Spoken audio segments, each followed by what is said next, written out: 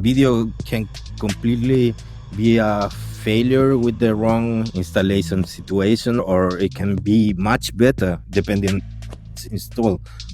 What's going on with the light on the space. You can have all the plans and all the drawings of the buildings, the 3D models, anything. But when you are there, you will see what's going on with the light, and you also will understand what's going on with the audio.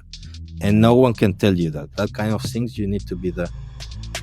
As I talk with some friends and colleagues from my country, we have this feeling that this is a video game, we are playing always in the most difficult level.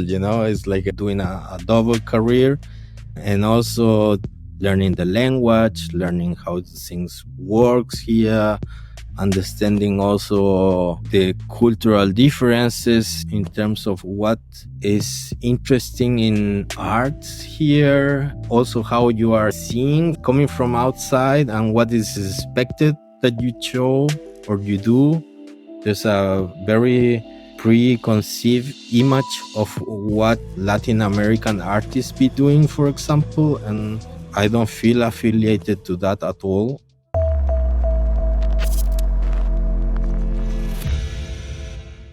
Welcome to the Installation Art Podcast, the world's #1 and only podcast about installation art and the people who work with it. I am your host, Anastasia Parmson. In today's episode, I'm excited to dive into the world of video art. My guest today is Nicolas Rupcich, a Chilean artist based in Berlin. He works a lot with the deterioration of image and with faraway places that most people have only experienced through image and video. I was very excited to find out about the process of showing video-based work and what considerations go into the presentation of video installation. Nicolas has exhibited internationally and done some very interesting and remote residencies. It is my pleasure to introduce Nicolas Rupcich. Tell me, on a scale of 1 to 10, how weird are you? How weird am I? That's an interesting question. I will guess that probably around 7, 8. But like many artists, not in terms of that you see a crazy guy on the street, but on the sense of what are your interests in life and what you want to do, where you want to go. In that sense, yeah, probably for many people that I know, the career and the way that you work and the way that you move from one place into another is probably not too normal. It's difficult to define also what is normal, but it's probably not what a big amount of people from the place that I come is doing usually. So that could be seen as probably weird. But I don't know what at this time you don't know what's weird, what's normal. So yeah. And is your studio messy or organized? Oh, that's interesting because I think I'm so messy in that sense that I don't even have a fixed studio. So I'm not a studio person. I had studios in the past, but right now, yeah, my studio is a backpack and my computer, camera, and I just move around. So the things spread around and a notebook there and some drawings in some other place. Some people say, yeah, your works are so clean or organized or neat. And then they had this idea that also my workspace is like that or my process is like that, but my process is really messy or I don't know. There's not a clear starting point, midpoint, and end. It's like just a net of different things going on. For me, it's, for example, really important doing photographs and writing down short notes about some ideas. And I will say that's my main studio practice. Okay. Do you have a favorite quote? Favorite quote? It's difficult to translate it because I know it in Spanish, but la persona más segura es quien no sabe dónde va. And it's something like the person that is more sure in anything is the one that doesn't know where he's heading. I think that's pretty nice in the sense that somehow my process is a lot of drifting and just saying, okay, I just want to go to this place and let's see what happens there. And that's like the starting point and main idea of any project that I've done. But it always start with, yeah, I'm not sure, but let's maybe go this place and let's see what happens. And what's your favorite drink while you're working? Coffee, I think. Yeah. I'm not a heavy coffee drinker, but like three coffees, four coffees a day, something like that. That's not heavy in your mind. No, no, no. I know friends that they are like 10 coffees a day. I don't know. Okay, right. Well, tell me about where did you grow up? I grew up in Chiloé.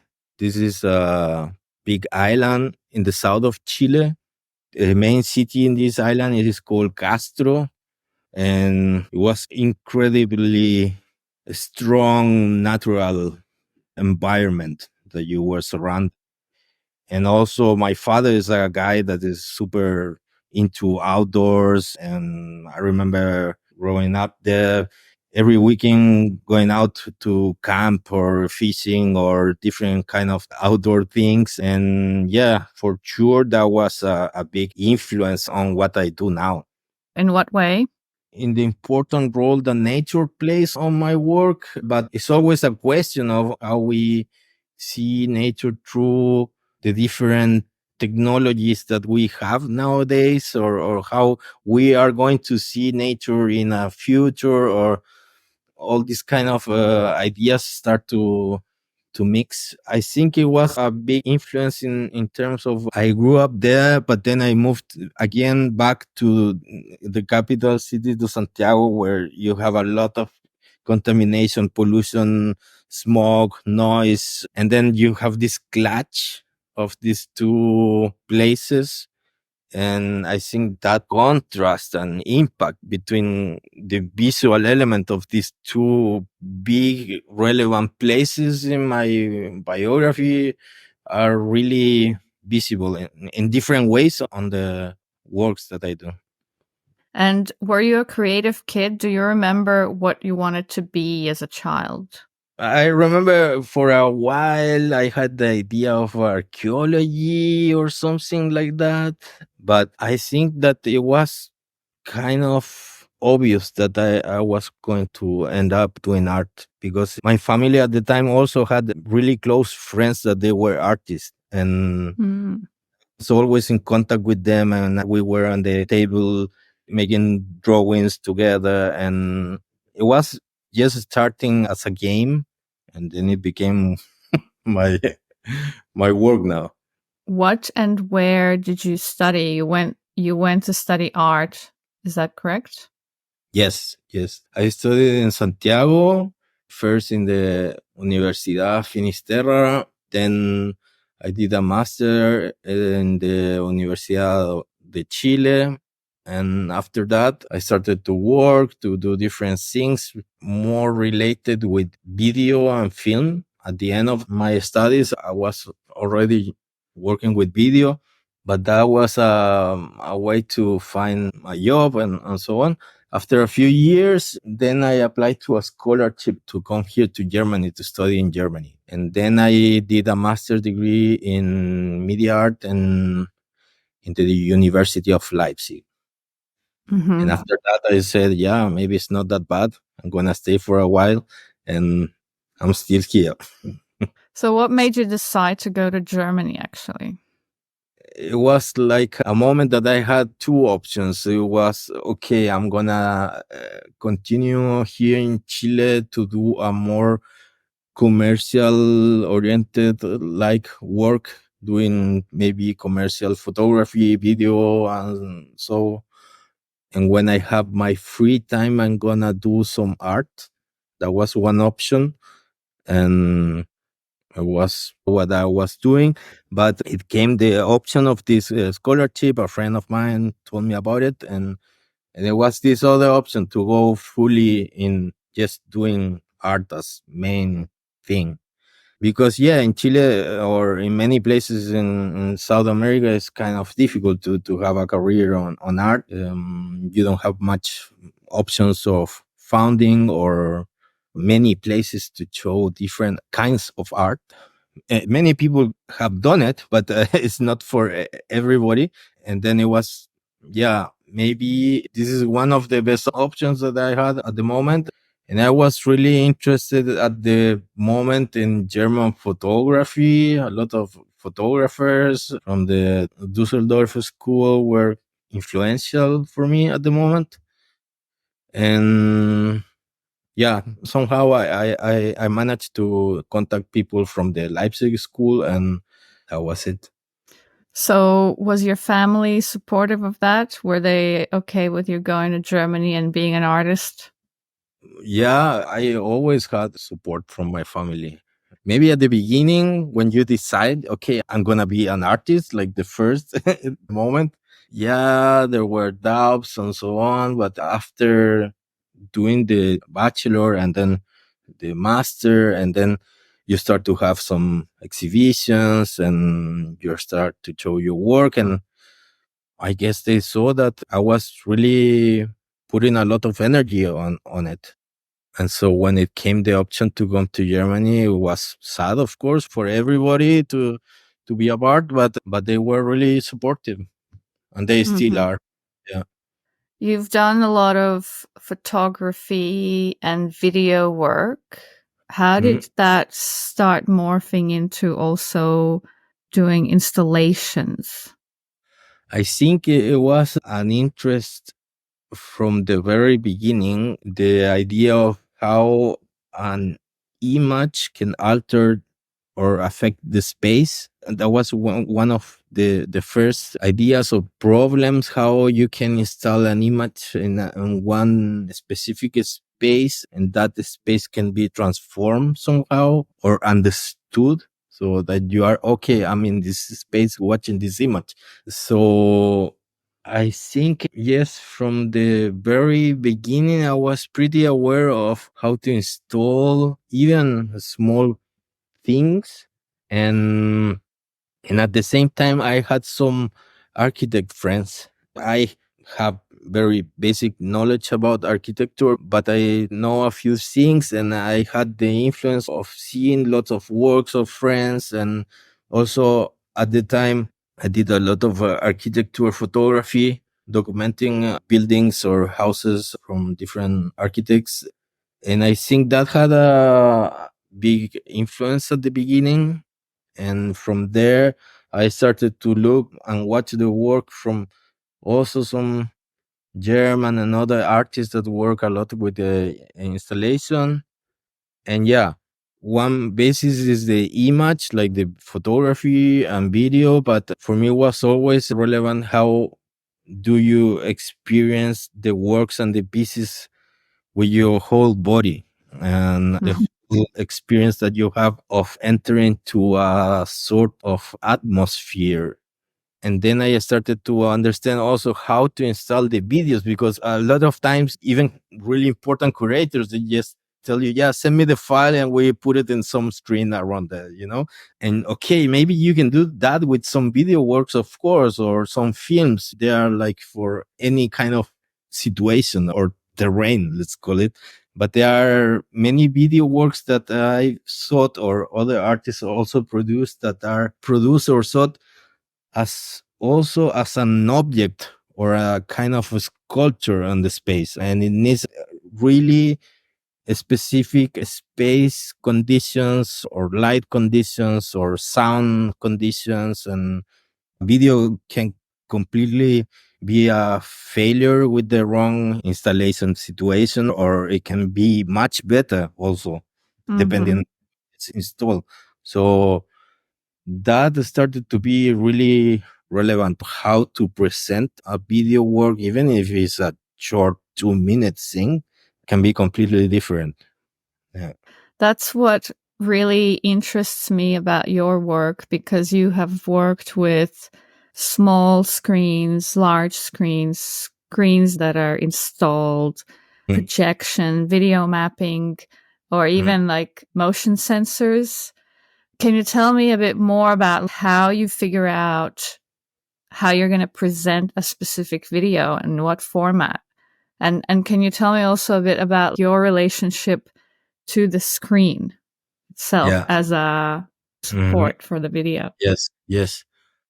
I'm gonna start from the screen to the to the process, because I think the screen is of course an iconic and problematic object, and I work a lot with the screen as an object, thinking in what are the physical aspects or characteristic of the screen. And if you see the screens during the history are getting thinner, thinner, thinner and thinner, and they are going to disappear at some point, this kind of frontier or border that a screen is super interesting for me.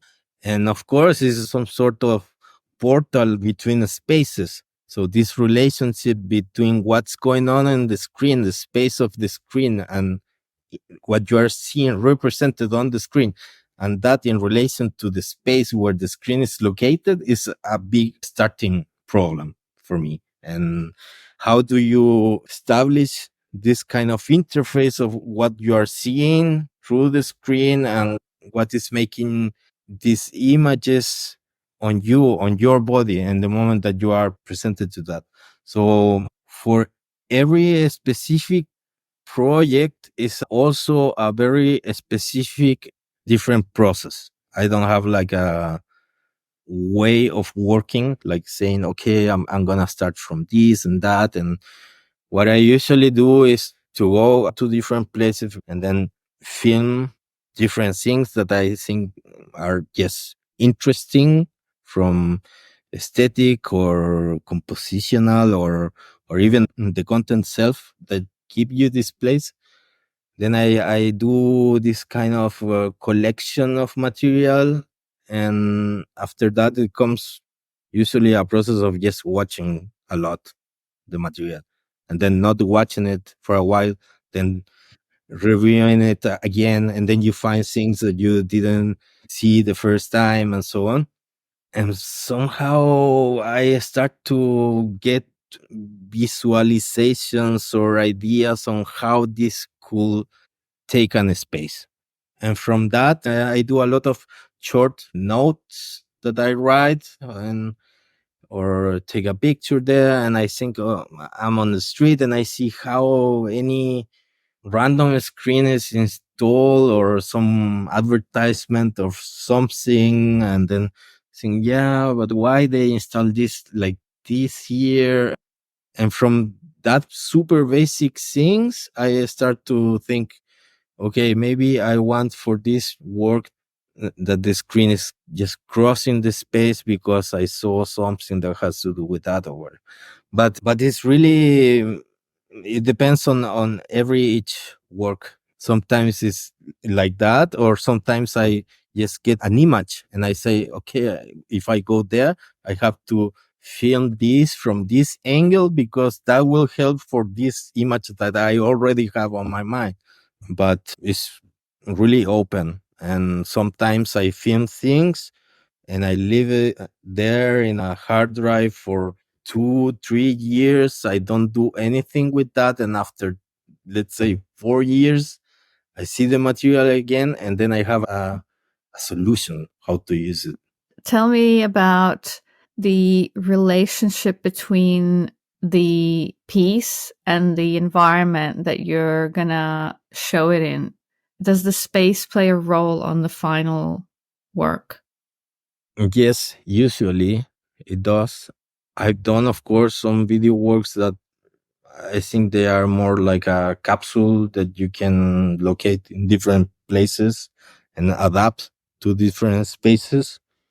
But when I start producing something, the first place where I'm going to show it is really relevant on the form that the pieces would have. And I think there's a first moment, the first time that the works are shown, that is also a sort of experiment on how this will react in this space to that specific space. And sometimes it works really well, and I will keep this same setup of the work for other places, but sometimes I just change it or re-edit the way that the work is installed or what is even happening on the video work. I mean, there's a lot of people that believe that, okay, you finish a video and you cannot touch it. That is like a crime to do something with it. Or also the people that paint, that they leave a painting and it must be like that forever, you know? And I don't believe that much on that. I think you can still remix stuff, you know? You can change it, and maybe you can even change the title, or who says that it has to be like that forever, you know? So some things I think, yeah, they work fine. They find a really good way to be shown in a first instance, but there are some other things that I manipulate for a next time that I show. So you go back and rework the editing or something. Sometimes, not always, but sometimes, yes. I think it's also a thing of attitude with the work. You have to respect what you do, of course, but at the same time, you can also play around with it. You can also try to install things in a way that was completely different to the first time, or you can take something out or include a new thing and mix an old piece with a new part to that old piece. And I think that's interesting. Some artists that I like, they usually cross these different times of the production of a work. And I really like when I see some artists that did something 10 years ago and they show that old piece, but now it's included with this another new intervention on the work. And it's like reactivating the piece. And for me, that's interesting. It's like having a continuous thinking process more than, okay, I'm finishing products and that's it. Everything start to connect with new things, old things, and at the end, is that for me what is important, that the artist has a continuous way of thinking and questioning his or her own production. Yeah, I love a good self-reference moment and dipping into a previous work in a new work. I Yeah. like to do that. Yeah. What kind of skills have you had to learn to do the kind of work that you do? I watch so many tutorials you cannot imagine. I mean, like all these video softwares, post production stuff. And I'm someone that I really like to do everything myself because I'm just stubborn or something. But it's also because I think that on the process of understanding the technical aspects of the production, you also get conceptual questions about what you do.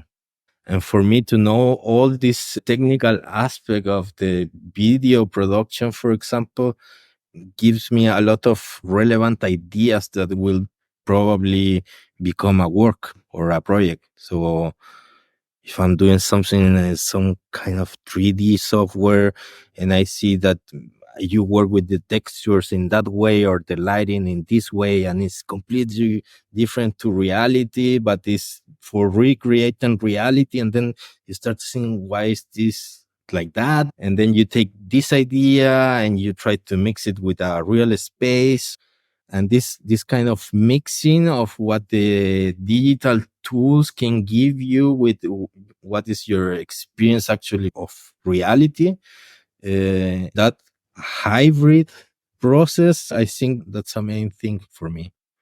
So yeah, the whole technical thing has been a really long and continuous learning process. And it's getting every time more and more complicated because all the things that are coming out now, it's just too much and it's too fast. And then you start to get behind. I mean, it's for me, it's really important to know what's going on with image and all these systems for image production and what's going on right now with AI and so on. But there's a moment that is like, okay, I can until this point, and with what I have, I'm gonna try to produce something. Pushing yourself to be the whole time on the top of what is going on in terms of technical advancement is super difficult. Some years ago, I was really into knowing everything, and oh, this is the last camera and this is the last software, and yeah, okay, I know this and that. But there comes a moment that it's just too much, and you think like, okay, just relax and let's see what we can mix from what we manage and what we know. Yeah. I'm definitely in that camp of I don't want to learn any new stuff, especially not like a program. Don't make me do it. It's I've had really to hard. learn stuff for this podcast, and it's, yeah. I can imagine. Yeah. Yeah. Yeah. So, is there something you're learning right now? I've been playing around with Touch Designer and Unreal Engine, and I'm just a beginner, I'm just playing around, trying to do stuff. I think it's similar to the process of deciding to go to somewhere. It's like, okay, I'm just gonna try this and let's see what comes out. And it's been also kind of similar the way in that I go to one place, I start a project, and I decide at the same time, okay, I'm gonna try to work for this project with this software, and then I get involved into the software or the tool, or it also can be some analog thing. It doesn't have to be a software, but it's a new kind of technique. And that has also an influence on what is the final output of the work, of course. To put it in a few words, is just experimentation. Experimenting for me is what you have to do. I get bored if I start to repeat the same formula that I know that is good, that looks good, or is effective. I get bored doing that. So I have to try different new things. Is there a resource, tool, program, or something that you like to use that makes your work and life way easier? I don't know. I use lots of different things, but I think I feel my life is easier when I don't use any of those. So when I turn off my computer, I think it's much better. But I think what has been always important is to have a camera with me. Right now, smartphones are super good, so the cameras are really good. But I still have a small pocket camera with me. I think, yeah, that has made my life a bit easier in terms of this creative process. I take a lot of pictures that serve as notes of ideas. There's a lot of pictures that I have never shown or probably will never use for anything, like a lot of people. But many of these pictures have been relevant for starting something. Do you also create the sound that you use in your videos? Yes, for many works I've done the sound, but also for many of these sound design processes, I work with friends that they work with audio, or artists, friends that do sound art, or also recently with a very good sound engineer. But as I told you, I like to try to do it myself. I like to experiment with that also. It's not my main field, but yes, I invest some time in the production of many audio tracks for the video works. Some of the video works have audio that at some point they start to become an audio installation or sound installation. The sound gets so relevant that it's also something that affects on the space, and is, yeah, sometimes even more important than the image. What role do you see the audience playing in your pieces? Wow. Because you have used motion sensors and facial recognition. Do you always think about the audience within the space, within the installation, or is it just for certain projects? I think there are different aspects of that are relevant. I think when I show some works for some exhibitions, I think in a sort of narrative on how the people will go through the space and what will be understood first, and then this later is some kind of a script, like it's a spatial video if you want somehow. And it is really relevant to think on the people, on the public, in this idea that someone will go through the space, and this movement of the person on the space will complete the whole story. So in that sense, yes, it's super relevant how a person will experience the space. So it's completely designed at some point the setup of the exhibition in order of what will be the experience of the person in that space. And in other cases is what you mentioned, this direct interaction of the person with a piece becomes a key element of the work and a main subject of the work. How we see and how we interact with something visual, and that becomes the problem of the piece. So in that case, the interaction of the person with the image is the main idea, and it's completely relevant and important that the person is understanding this exchange that is having with the work. But what for me has been super important, and it had a big impact in the understanding of what I do, is when I've shown works in places that are completely distant or far away of my reality. I went to other countries and small towns, and I've shown things in places like that. And then you speak with people that probably don't have a connection, or they don't go too often to art exhibitions or art projects, and they just tell you the first impression that they have with this. And this first impression, or these first emotions or feelings that they get with that, is something that you probably will never think about. And that kind of feedback have been super relevant in how I understand also what I do or what I've done with that work. You think, oh, it's this conceptual idea of this and that and whatever, and someone comes and say, oh, I see a forest here, and there's no forest on the image, and then you think, why this person is thinking on this, and then you start to question perception and different things that at the end is much more relevant than what you thought that was the starting point of that work. And I think that kind of feedback is super important for me, and it's really rewarding also. Getting comments from people of things you didn't even expect. Exactly, yes. Yeah. What would you like people to walk away with after they experience your work?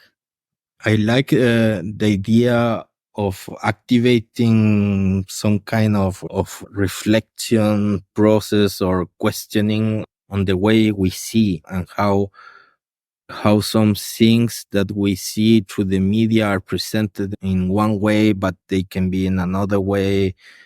I'm interested in the works that give you more questions than answers. And if the people that see the works and they leave questioning the work or what they think or anything, that's for me good enough.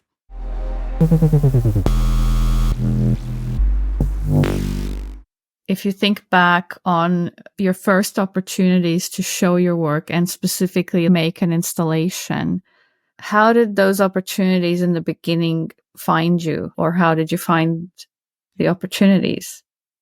The first ones are related to the university and students' shows, and those were the very first ones that maybe you have to apply, or someone on a class is organizing something, or a teacher says, yeah, there's this space, and if someone is interested.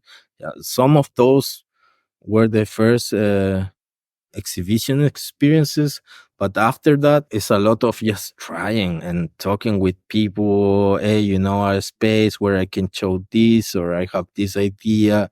And if you're lucky enough, one space, even a small space, will say, yeah, you're welcome to show this here. And then you show that, and probably someone will come to the show and will say, yeah, this is interesting. Do you want to show this in this other group exhibition, and start like that? But for everywhere is different. And also there's periods of time that you don't have any kind of show or exhibition going on, and you think, okay, maybe now it's over or something. And then next year you have like a million of shows, and no one knows. I would love to tell to people how this works, but even myself, I don't know how it works, you know. Yeah, I find that it's either nothing or everything at once. It's Yeah. never just a normal flow of things. Exactly. You think, okay, I'm done. That was my last project, maybe. And then next year is like, I need people helping me to do all this stuff. You know? So you never know. You never know. But of course, at the beginning, it's super difficult. But it doesn't mean that later it's going to get easier. It doesn't. Doesn't at all. Maybe don't say that too loud for the aspiring artists who are listening.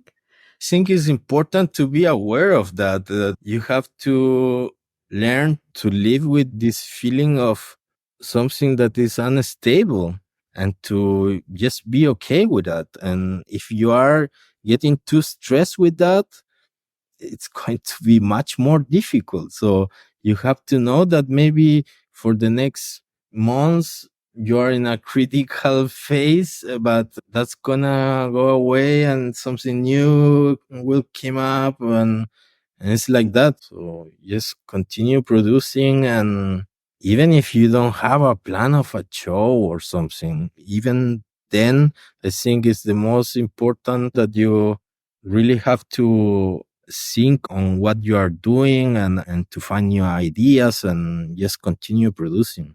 Yes. To be continuously working is what's going to make the work happen. So yeah, I think that's really important. Yeah, you have to get really comfortable with uncertainty. Yes, that's the most difficult thing. They should teach that on art schools, but yeah, yeah.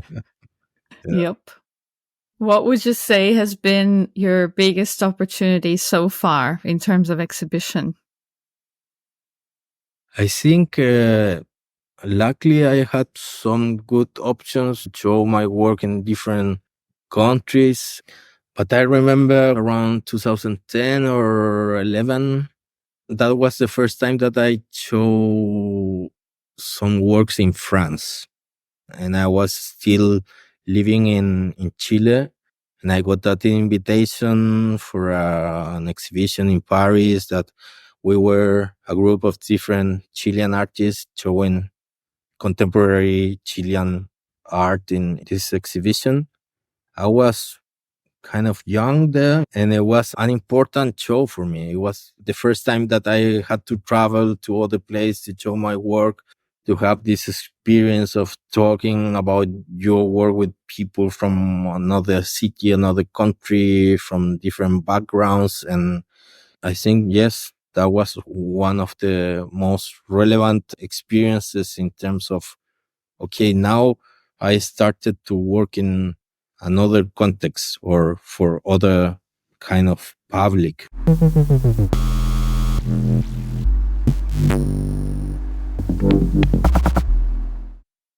Do you always have to be personally present when installing the work? Not really. Many video works that are just shown in a black box or some kind of video projection. Sometimes also the projects and the exhibitions, the museums, for video artists, they don't invest that much. So as it is understood, you can just send a video file and just install it. So why we have to bring the video artists here, sometimes yes, because of the content is relevant that you are there, but I think it's more relevant for the works that are really video installations, not just one projection or one video on a screen. We have to adapt the space or the pieces to the space and so, and for that kind of decisions, I have to be there. I've done it sometimes that you send everything written with a plan and a 3D model and everything, and you see what happened at the end, and it's not, no. so, so you have to be there for that kind of situations, because the difference with architecture in this kind of projects is that you can maybe take a decision in the last moment and think, okay, you know what? This light that is coming here is really ruining everything. That's an important subject also, light on the installations of video projects. What's going on with the light on the space? You can have all the plans and all the drawings of the buildings, the 3D models, anything. But when you are there, you will see what's going on with the light, and you also will understand what's going on with the audio. And no one can tell you that. If you are even connected like we are right now, and the curator is in the space and is showing everything and tells you, yeah, but the projector will be here, the people come here, and but you won't feel the same. What's going on with the brightness of the projection, with the light that is coming in, or how much noise is in the background, how loud must be the volume, or yeah, that kind of things you need to be there. Do you have a behind the scenes story of installation time when something wasn't working or just didn't go to plan? Well, that's like always like that. I mean, it's like, and especially in Chile, where I come from, if you are not good improvising, you're done. It's like you think, yeah, this gonna be installed like this and that, and now at the end you have to just go to the corner, get some wire, and hang something in a way that you never thought, and that happens a lot. That happens incredibly often, and also with this whole thing of connecting the equipment and the formats and the player that is not reproducing this, and the loop is not perfect, or the sound is not coming out how you wanted. And then you really start to develop skills to solve this kind of small accidents that happen on the way of the install. But a particular thing, it's difficult to remember one, but I know there's a lot of things that I've been improvising during the install. And even if you plan everything and you think, okay, I have a list of all the materials, of all the things, how you have to hang this and that, and I have help from that guy and this guy, and we're gonna do it in one day. And then it's not like that. When you send a video file over for exhibition somewhere, do you ever get a say in how it's shown, the format, size, projection, or screen, or? Yes, I usually do in the situations that I'm showing the work in a space dedicated for just this work. But with video happens a lot that sometimes you are invited to a program that many videos will be projected in the same space with the same projection. And for those kind of situations, you don't say anything. It's just gonna be part of a program. But when the video is going to be installed in a space, of course, I say, okay, this has to be this wide and the image must be this big and the distance must be that and this and yeah, it depends on every different video work or video installation. I do have some video works that I think they could work even in a smartphone or you can watch it anywhere. But there are some other ones that they really need these specific conditions to work. They are proper video installation. They are not just a video work. Yeah. Are you preoccupied with making your work, so to say, archival quality in the sense that you have backups of backups and you make sure that the files are gonna last the time and the development? I know that I have some video works I made in uni that are somewhere on CDs, and I have no way of even reading them anymore with my laptop since over 10 years. Yeah, I know. Yeah. No, I know what you mean. And yes, I try to keep everything organized, but not just to thinking in the future and what's going to happen with my life work or whatever. It's more like it's a practical thing. I need to find some files fast, and sometimes I've been invited right now for works that I've done more than 10 years ago. And then it's like, okay, I need to have a proper video file, proper format, a proper text and everything organized that I can just send it. And I'm not losing time in, like you said, like how the hell I'm gonna read this file or how I'm gonna recover the steals of this or so I try to do that just for practical reasons.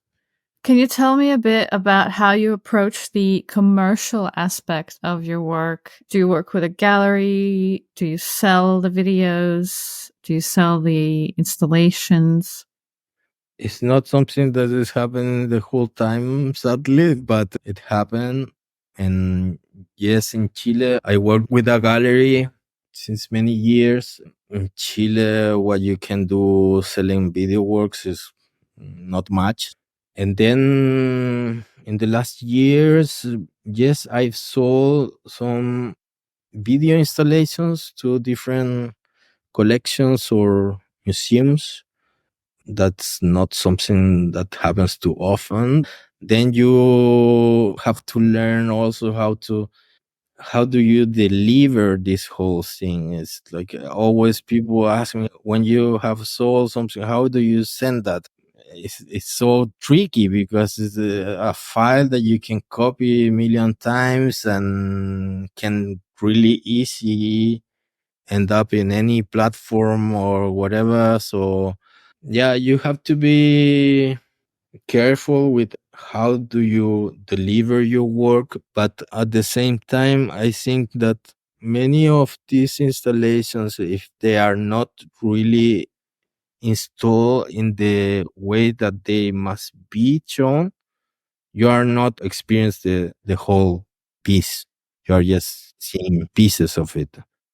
So yeah, it's kind of difficult to understand the process and it takes time, but you have to deliver all the plans on how the things must be hang. It's like an instruction manual on how the work must be installed, and then you have a certificate of authenticity and different documents and so on, and that's it. It's not that complicated also, but I really don't do the work thinking on that aspect. I know for really close friends of mine it's really important to think, okay, how can I sell this that I'm doing? And that's going to be relevant to continue producing. But I try to keep that aspect out of the equation. So many of the projects I've done it with funding from different organizations or ministry culture from my country or some funding from here, from Germany, or but it's not the main thing to think. yeah, I'm gonna do this because I'm gonna sell it. No. So when you sell a work, especially when it's a video installation, Mm, it's almost at least half of the work is the installation instructions, not just what is shown in the yeah, video. yeah. What about posting your videos online on your website or as your portfolio? Do you worry about that? For some works, yes, that I think that they are just these videos that can be seen anywhere. I try not to share the whole videos online, like just excerpts, fragments and pieces. And but if anyone is interested on see one of my video works, can just contact me and I can send a link. But like many video artists too, you have most of your content in any platform. The content is private and then you just share to a specific people. Some other works, I have them open, like everybody can watch them. It depends a lot of on the specific work. And there are some works that imply a really complicated trip to some place and a lot of funding and some complicated expedition to call it somehow. And then I won't be sharing that like, yeah, take it. You know, it was such a big investment in any sense that it's difficult just to share it. And then also those kind of projects are the ones that require a specific situation to be exhibited. Well, tell me about some of those big expeditions. You've done some really interesting trips and residencies on Mhm. like the ends of the world. Mhm. How did you get to do that and what did you do there? The most recent ones and relevant ones was first in Tierra del Fuego in Patagonia, in the Chilean side of Tierra del Fuego, in a residency called CAV that is organized by a Chilean organization, but works with also Switzerland. And then in the residency, you have Chilean artists and Swiss artists.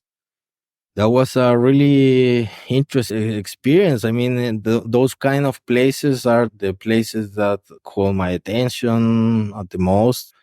And then the Arctic Circle was also a residency I did around 2 years ago.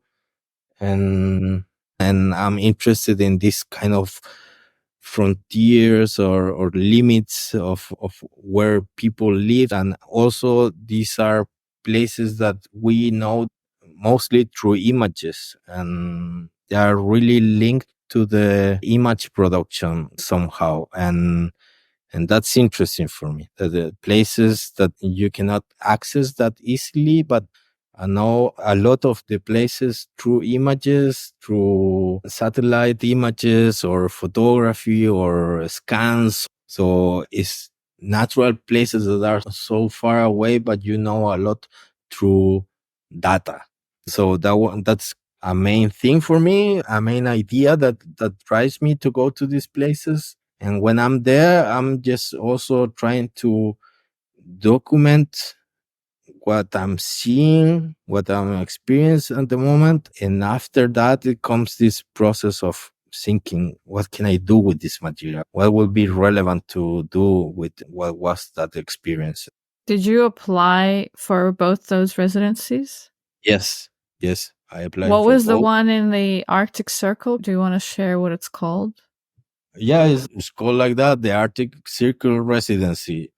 And you have to apply, and then you get a spot on the ship, and then you have to organize funding to cover all the costs of the travel and equipment that you need.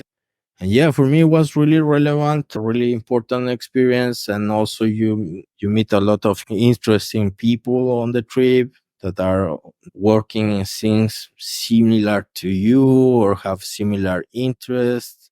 For me it was a big option. There are other artists that they can organize their own trips to these kind of places, and it's maybe another level of budget and production and so on.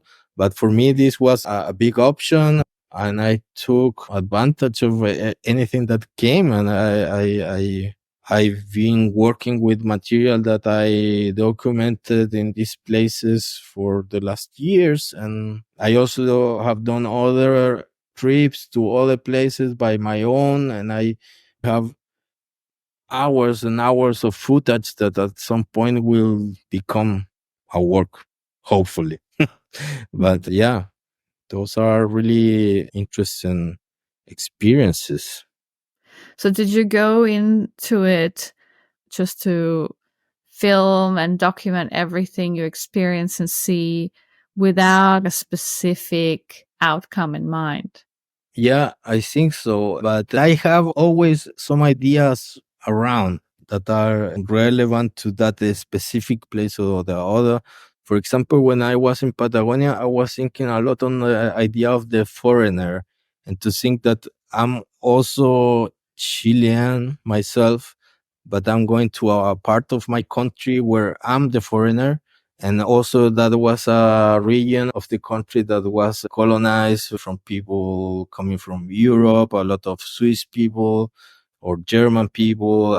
And so I think these issues about image and representation, of course, are completely connected with questions about identity. So at the moment, there was really important for me to understand this issue of being the other in this place and to be a foreigner element working with it, and also questioning these kind of residencies that you go to somewhere in the planet and you use the place or the problematics as material, and you come back and you are just reproducing the colonizing processes. So for me, it was interesting to think about that and try to work it around in some other way.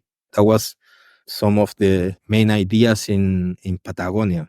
But in the Arctic, I was much more focused on what's the visual representation of the Arctic. There is this extreme close connection of the image industry with this kind of places. And you see all these drone commercials or cameras or the latest high quality 8K video camera.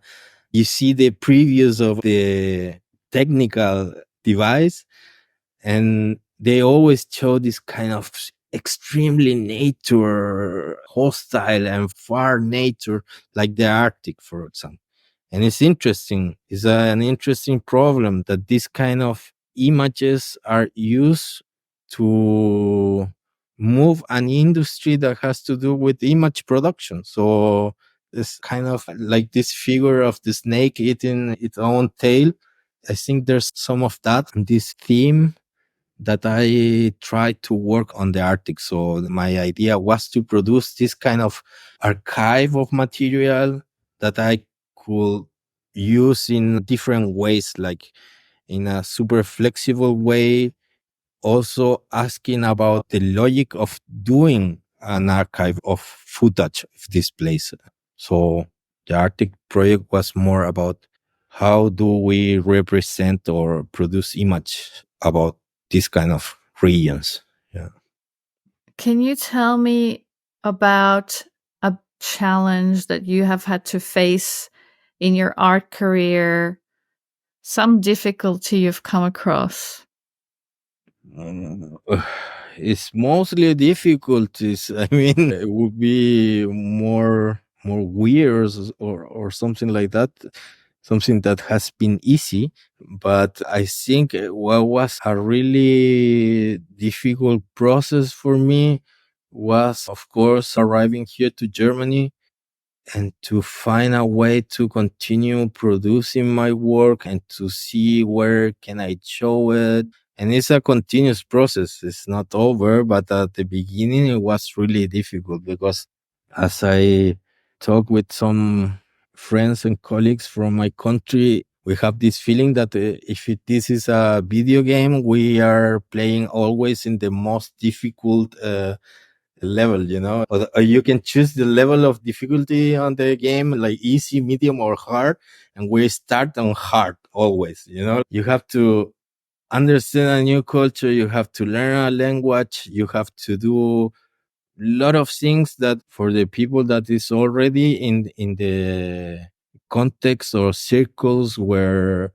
they already are born there. So we on distant countries that are not the central places of culture, of course, in the planet, we start to do our career first there, and then we have to start to do it again in these other places.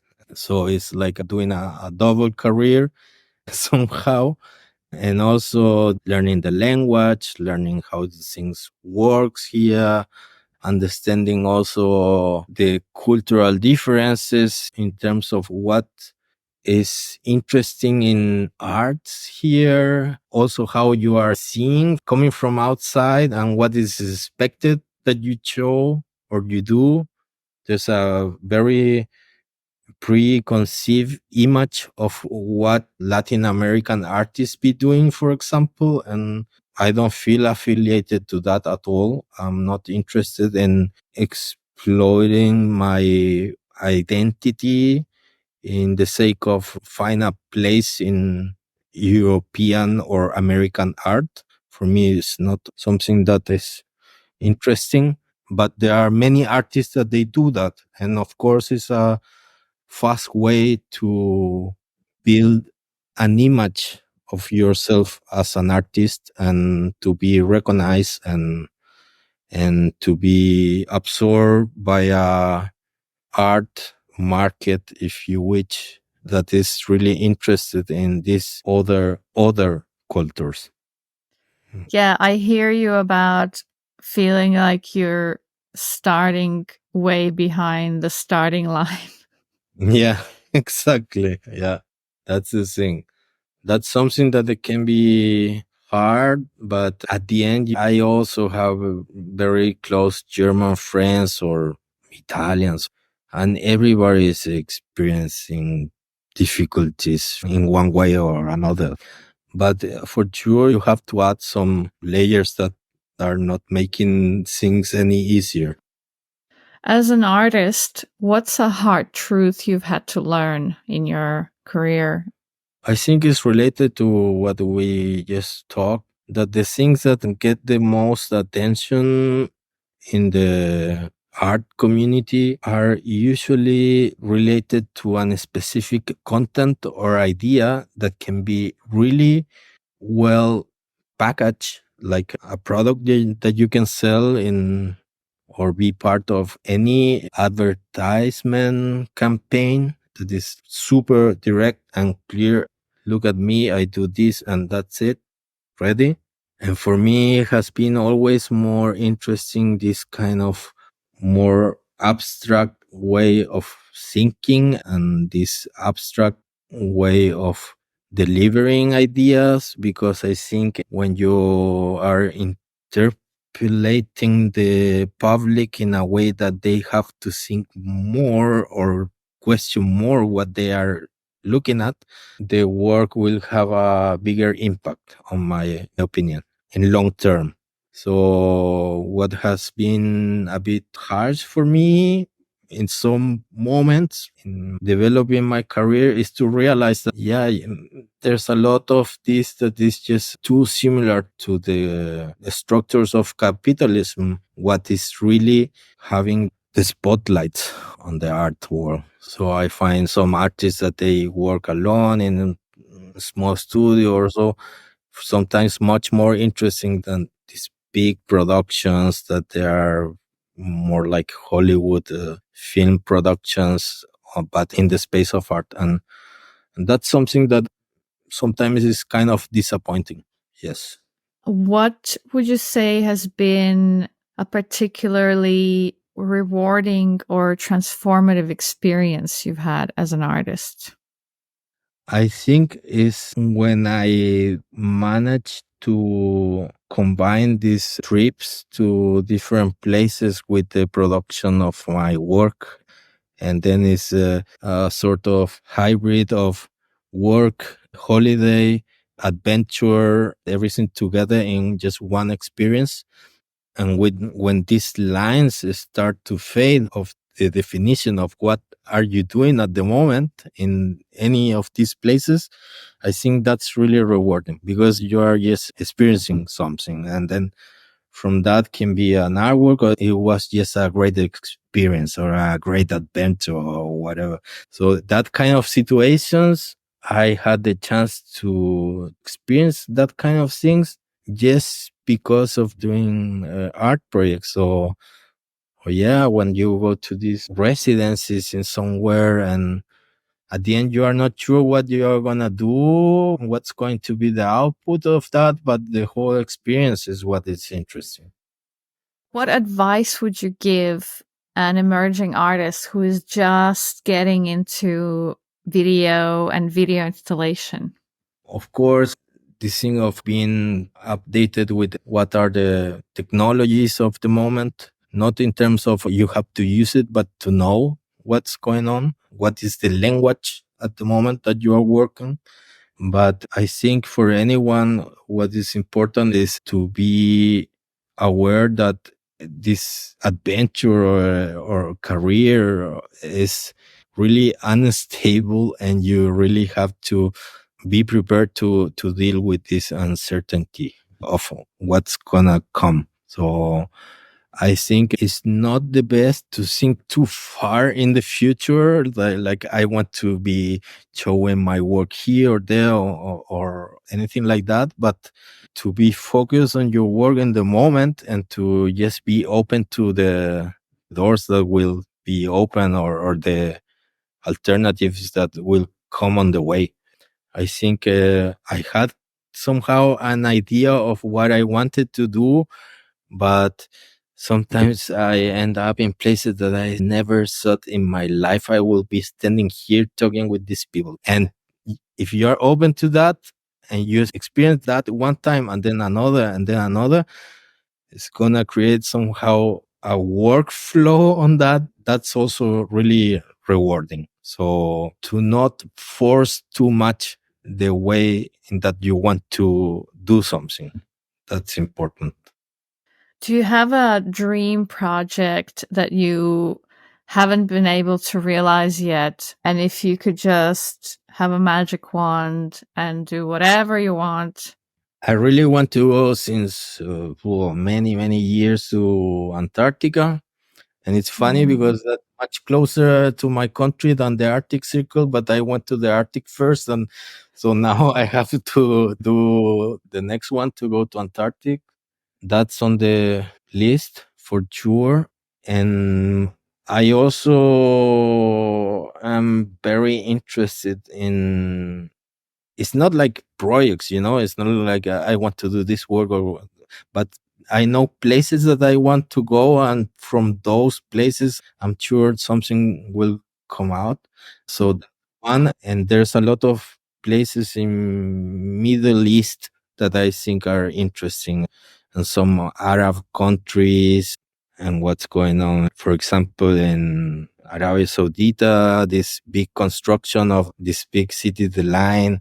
I would love to go there to do something with that, like probably millions of people right now. But those kind of destinies or locations are really on my top list, and I will try to do it sometime soon.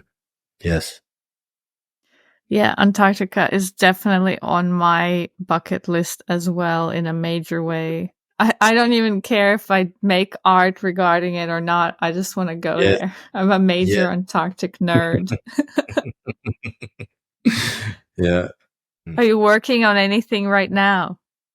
Yes, I'm always doing something. Right now, I have one exhibition in Italy that I will show some of the works that I did from the Arctic Circle. And later this year, I will show all the works that I produced from that. And so I'm still producing stuff with that material, but things that I haven't shown will be probably together as a group in this exhibition. That's one main thing. And yes, I have footage from other places that I won't tell now, but I'm working on that and just checking what will be possible to do with this material. So yeah. Mm-hmm. So your work has become more and more location based. Yes, I think so. I do also have other works that are more conceptual in terms of this idea, and I'm gonna produce an object because I'm also not just doing video works.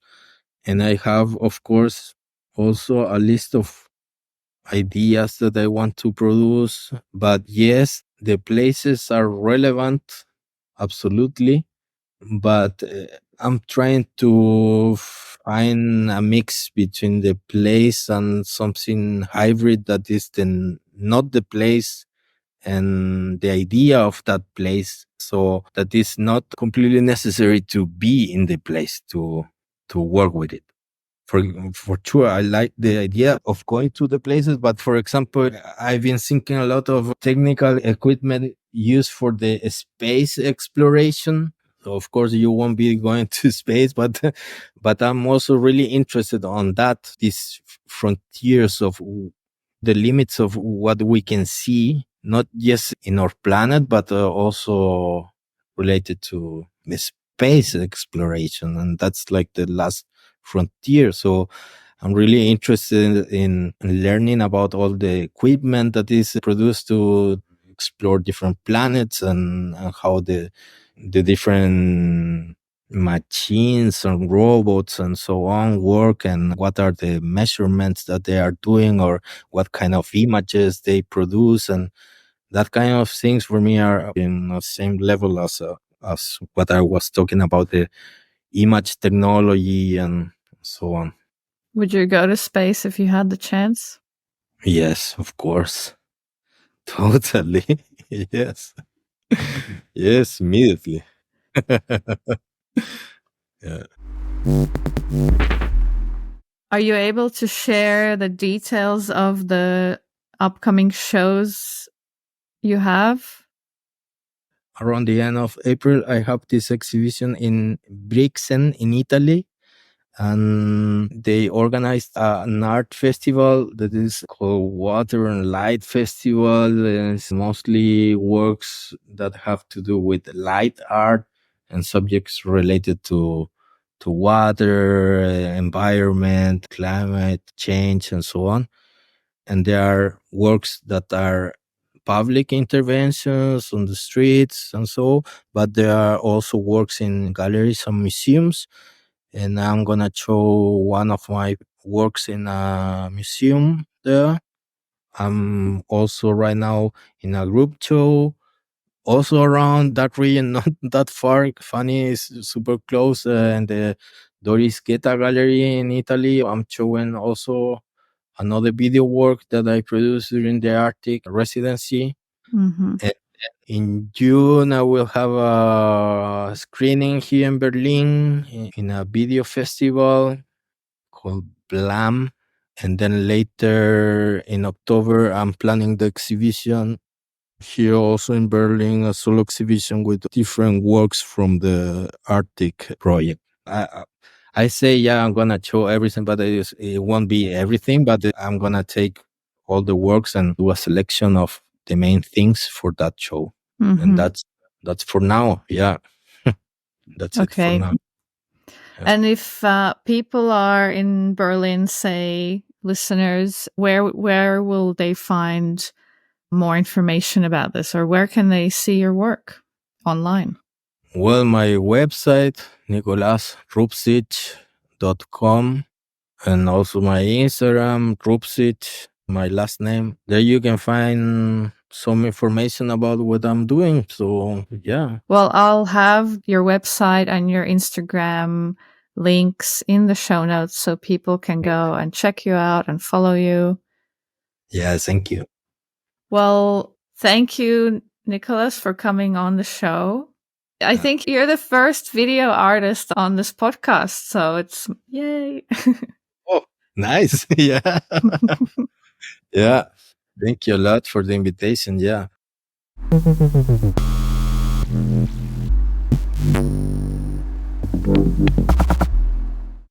That was Nicolas Rupcich, based in Berlin. You can watch some of his videos and learn more about his work on his website, nicolasrupcich.com. That's NicolasRupcich.com, and on his Instagram at Rupcich. You can see his work in person at the Bricks and Water Light Festival in Italy until May 12, 2024. Links to all those, as well as everyone mentioned in this episode, are in the show notes and on our website, installationartpodcast.com. If you enjoyed this episode, please hit follow or subscribe wherever you're listening from, and consider leaving us a 5-star review. This helps other people find the show, and it lets us know that the content is providing value. Thank you so much for tuning in, and until next time.